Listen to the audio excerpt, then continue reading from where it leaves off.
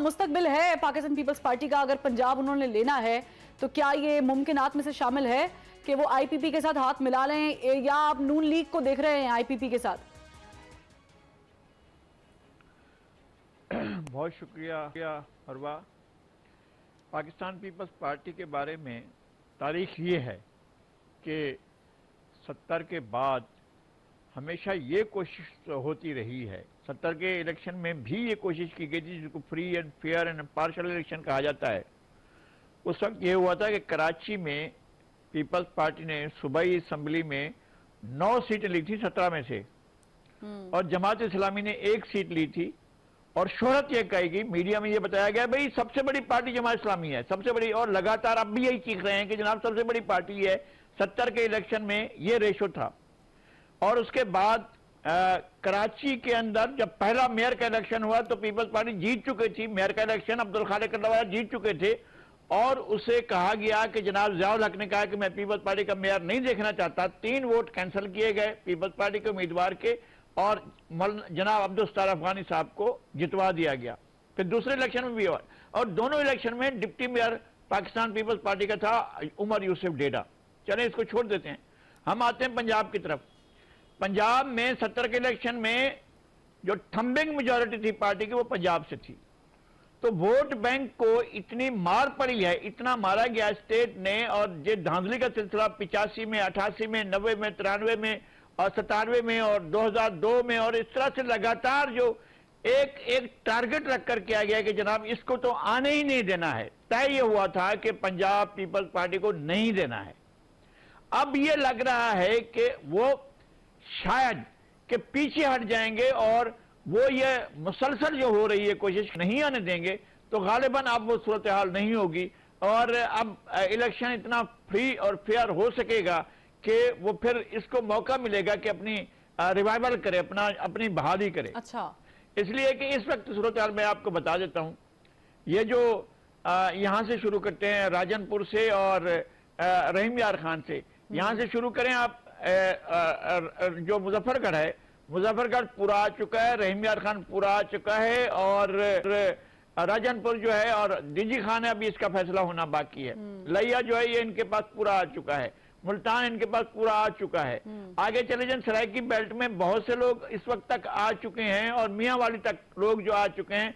कोई 32 इलेक्टेबल नहीं, बाकायदा इलेक्टेड लोग जो थे वो इन इलाकों के वो आ चुके हैं, इनके पास पार्टी में आ चुके हैं। और अब देखना यह है कि अगर जो इस्टेब्लिशमेंट इस मर्तबा अगर फ्री फेयर इलेक्शन की तरफ जाती है और रास्ते नहीं रोकती है, तो फिर मेरे ख्याल में रिजल्ट मुख्तलिफ होगा। मेरा तो और सवाल है कि इलेक्शन कराती है, ये बड़ा सवाल है। हाँ, मेरा अपना यह ख्याल है कि इलेक्शन के अलावा कुछ चारा नहीं है पाकिस्तान में, और कोई चारा नहीं है। आपको इलेक्शन मुलतवी करने के लिए या इस असेंबली की मुद्दत को 1 दिन बढ़ाने के लिए भी आपको एक आइन का सहारा चाहिए। आप नहीं कर सकते। आइन ने 5 साल मुकर्रर की है। 13 अगस्त 2023 को इस असेंबली की मुद्दत खत्म हो जाएगी। ये असेंबली पाकिस्तान के लोगों के लिए हराम हो जाएगी, और इस असेंबली को आपको डिसॉल्व करना पड़ेगा। आपके फैसले के मुताबिक पीपल्स पार्टी पंजाब में भी सीट अच्छी खासी निकालेगी, और उसकी बिना पर विफाक में भी पीपल्स पार्टी जो है, जो कि ज़ाहिर पीपल्स पार्टी अरसे से कह रही कि हमारा वजीर आजम होगा, वो भी मुमकिन है। मैं ये कह रहा हूं कि पाकिस्तान पीपल्स पार्टी का रास्ता हर इलेक्शन में रोका गया। 85 में पीपल्स पार्टी ने बाइकाट किया चूंकि पार्टी लेस इलेक्शन थे। 88 में पाकिस्तान पीपल्स पार्टी पंजाब में जीत चुकी थी, कौमी असम्बली का इलेक्शन जीत चुकी थी। और फिर चंद रोज के बाद, 3 रोज के बाद जब इलेक्शन हुई सूबाई असम्बली के, तो फिर एक ऐसा झुर्रू चला कि जिसमें पता चला कि पीपल्स पार्टी की सीटें जो सूबाई असम्बली के कम हो गई। अब भी ये देखें, पीपल्स पार्टी कौमी असम्बली की 7 सीटें जीती है ना, सूबाई असम्बली में नहीं है। सूबाई असम्बली में 6 सीटें हैं। ये कौन सी फार्मूला है, कौन सा ऐसा तरीकाकार अख्तियार किया गया है कि कौमी असम्बली की सीटें आ जाती हैं और सूबाई असम्बली की सीटें नहीं आती हैं? ये फार्मूला बनाया जाता है। और ये लंगड़ियाल साहब, मैं उनको भी शामिल गुफ्तगू, ये तो क्लियरली आप लोगों के लिए एक बड़ा चैलेंज है लंगड़ियाल साहब, क्योंकि पाकिस्तान पीपल्स पार्टी पंजाब के अंदर जो है वो अपने कदम जमा रही है, जमा चुकी है, और नून लीग को तो शायद हम कह सकते हैं कि उनकी पॉलिसीज की वजह से शायद उस तरह वोट इस बार ना पड़े कि जितने एक्सपेक्टेड थे, क्योंकि इकोनॉमी के हिसाब से हम बड़े नीचे चले गए हैं। लेकिन पीपल्स पार्टी क्योंकि साइड प्ले कर रही है, सॉफ्ट प्ले कर रही है, और पॉसिबिलिटी है कि वो जा सकते हैं, तो आप लोगों के लिए चैलेंज नहीं है ये बहुत बड़ा? फरवा, देखिए, अगर आप लगारी साहब जैसे फरमा रहे हैं कि उनके पास अराउंड 32 के पास इलेक्टेबल्स हैं, अगर इलेक्टेबल्स उनके पास हैं तो वो क्यों नहीं अभी तक मंजरे आम पे आए हैं? एक्चुअली बात ये है, यहाँ पर जो मुकाबला बेसिकली होना है वो इनफैक्ट पीपल्स पार्टी उसमें इतनी ज़्यादा इन्वॉल्व नहीं है। यहाँ मुकामी पार्टी जो हैं वो मेरा ख्याल है ज़्यादा रोल प्ले करेंगी इलेक्शन में। और जिस तरह लगारी साहब फरमा रहे हैं, बेशक उनकी जो 6-7 सीटें हैं वो इनकी सीटें जो हैं वो इलेक्शन वहाँ पर काफ़ी कांटेदार होगा। लेकिन जो सबसे बड़ी बात है कि जहांगीर खान तरीन साहब बिलोंग करते हैं साउथ पंजाब से, और जिस तरह जहांगीर खान तरीन साहब की अपनी एक शख्सियत है, उनकी वहाँ पर जिस तरह रख रखाव है, तो लोग ज़्यादा साउथ के जहांगीर खान तरीन साहब को प्रायोरिटी देंगे, ना कि पीपल्स पार्टी को देंगे। क्योंकि पीपल्स पार्टी का पिछले अगर आप 3 इलेक्शन देखें तो उसमें उनका वोट बैंक डिक्रीज हुआ है, इंक्रीज नहीं हुआ। तो इसलिए हम बड़े मुतमिन हैं कि इंशाअल्लाह ताला साउथ पंजाब के जितने भी पॉलिटिशियंस हैं और जो इलेक्शन लड़ते हैं वो इंशाअल्लाह ताला हमारी तरफ अट्रैक्ट होंगे। और वो मिसाल भी आपके सामने है कि जिस तरह जब जहांगीर खान तरीन साहब ने पार्टी अनाउंस की, उसमें मेजॉरिटी साउथ पंजाब की वहाँ पर मौजूद थी। तो अभी भी हम हर रोज एक दो ऐसे पॉलिटिशियन हमारे इलेक्टेबल्स तशरीफ ला रहे हैं। अच्छा, यानी और लोग भी और इलेक्टेबल्स भी आप कैच कर रहे हैं? बिल्कुल जी, ये हर पार्टी कोशिश करती है, हर पार्टी की यही कोशिश होती है। खटक साहब की शमूलियत के कोई इम्कानात हैं? क्योंकि फयाजुल हसन चौहान साहब कल हमारे शो में तशरीफ लाए, मौजूद थे, तो उन्होंने ये बात कही कि परवेज खटक साहब भी आ सकते हैं, शाह महमूद कुरैशी साहब के भी चांसेस हैं। तो क्या ये बातचीत चल रही है? देखिए, अब अगर परवेज खटक साहब की आप बात करते हैं तो उनका जहांगीर खान तरीन साहब के साथ एक बहुत अच्छा ताल्लुक रहा है। वो एक ही पार्टी में रहे हैं और एग्जीक्यूटिव कमेटी में वो इकट्ठे रहे हैं, तो उनका हर चीज से हटके एक अच्छा ताल्लुक भी है। और अगर परवेज खटक साहब कोई थोड़ा इंतजार कर रहे हैं, कोई सोच विचार कर रहे हैं, तो हमें भी कोई जल्दी नहीं है। अभी हमारी पार्टी रिसेंटली अनाउंस हुई है, उसमें अभी 5-6 दिन हुए हैं।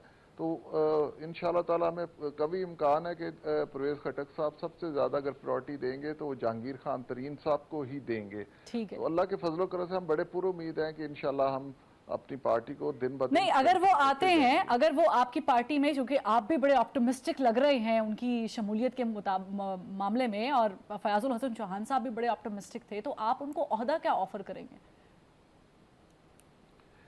देखें फरवा, बात यह है कि जब आपकी पार्टी में कोई भी नया मेंबर शामिल होता है तो उनकी अगर कोई इस तरह की फरमाइश होगी, कोई उनका अगर कोई उन्होंने इस चीज़ पर स्ट्रेस किया, तो हमारी पार्टी, बल्कि हर पार्टी में बेशुमार ओहदे ऐसे होते हैं जो कि हम उनको दे सकते हैं। और ओहदे मैं समझता हूँ इतने मैटर नहीं करते, बंदे की शख्सियत मैटर करती है। और इंशाल्लाह ताला हम देखिएगा कि हमारे पार्टी में इस चीज़ का झगड़ा नहीं होगा कि ये ओहदा मुझे नहीं मिला, उससे क्यों मिला है। ये इंशाल्लाह ताला ये हमारी सोच भी नहीं है। ये तो सर आने वाला टाइम बताएगा कि झगड़ा होता है कि नहीं होता, क्योंकि बड़े बड़े नाम तो शामिल कर लेते हैं, फिर उनके लिए बड़ी बड़ी सीट्स निकालना, बड़े बड़े ओहदे निकालना, ये भी बड़ा चैलेंज होता है। फिर इक्वालिटी की बिना पर उनको ट्रीट करना, और फिर वो रहते हैं या नहीं रहते हैं, मेरा इस पर भी सवाल है। लेकिन मैं शर्जील इनाम साहब से पूछना चाहूंगी, शर्जील साहब, आप लोगों के नून लीग के साथ जो इख्तलाफात है ना, वो बड़े खबरों में आ रहे हैं। मैं जरा बेझिझक होकर पूछ लेती हूँ, वो चाहे चेयरमैन पीसीबी के ओहदे पर किसको तैनात करना है, कौन होना चाहिए, उस पे है, या फिर दीगर मामलात है, तो ये नून लीग के साथ आपकी अनबन शुरू हो चुकी है?